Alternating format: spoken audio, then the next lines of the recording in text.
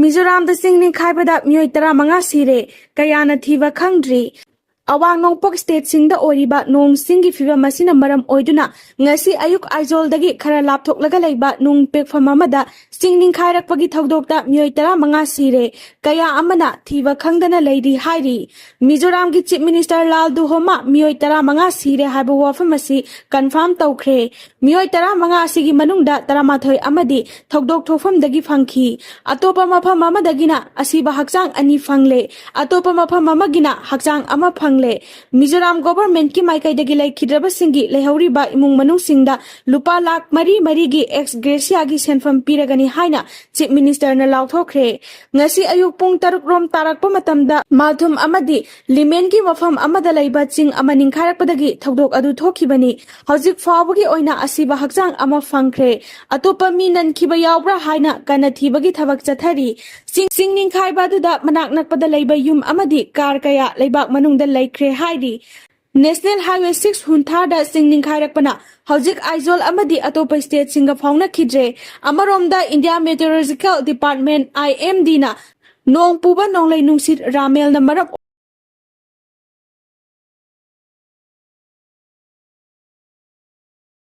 Mayai kaba drug lalonba miyoi ama NRFM na phagatuna warakre mayai kaba drug ki mayokta National Revolutionary Front Manipur NRFM na changsilakpa khongthang gi saruk ama oina brown sugar yonduna naha kya gi punsi mangana na bahotna ba miyoi ama phagatuna warakre party na faraga warakhraba miyoi adudi kairang singyang lekai dagi laikhidraba korimayum litawargi chahi kunga taruk suraba korimayum ningthem Elias Dipu Sultan Kawi Hari ngarang Imphal West ki mafam amada puthokpa pawgi mifam amada party sigi wangangloi amana phongdokhibada NRFM na lamdam masidagi mayai kaba chinjak maru phangna muthatnaba lepa laitana hotnadana lakli Korimayum ningthem atopa maming Dipu Sultan mamang sahigi December da na phakibagi thodok amasul laikhraba misakni ngasi mahakpu brown sugar kharaga loinana fagatpa ngamkhibani party asina mayai kaba drug saba amadi yonba singi mathakta hanba laitana akanba mityeng thambaga loinana warakhigani lamdam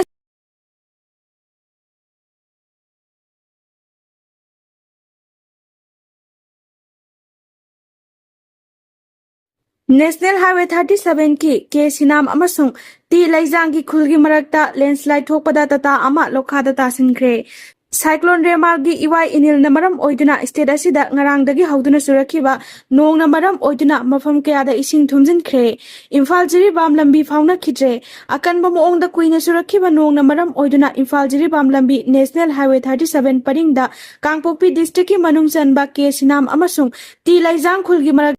lambi namthakhiba aduna maram oiduna gari kaya thauba yadaduna khamduna leirakhiba pot puba truck ama onthaduna lokhada tasinkre pawasina hai lokhada pot chai yawba tata lokhada tasinkhrabasu mi asok apandi yawkhide thodokaduna maram oiduna Imphal da janglakpa gari kaya lambi paring asida panduna leiri masigi mathakta National Highway 37 lambi paring asigi mapam kaya da landslide macha thoktuna lambi chathok chachinda chauna khudong chadaba mayoknare Pawasina high landslide chauna thoktuna gari onthakhiba mafam asi NHIDCL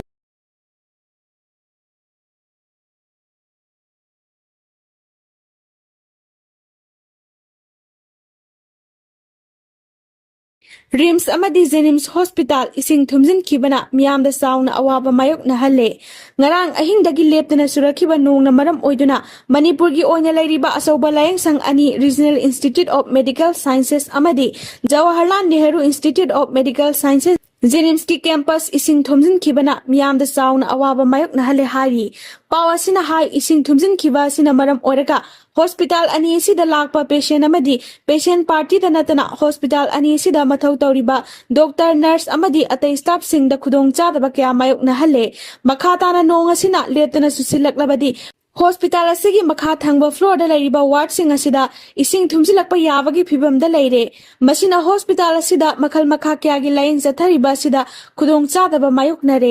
loinana khudaki oiba anaba amadi asokpa sing layeng naba pukhalakpada khudong chadaba mayok na halle cheirak sida Rims Hospital gi oinadi hospital asigi ward khara da ising thumjilakpa gi video social media da viral oirakli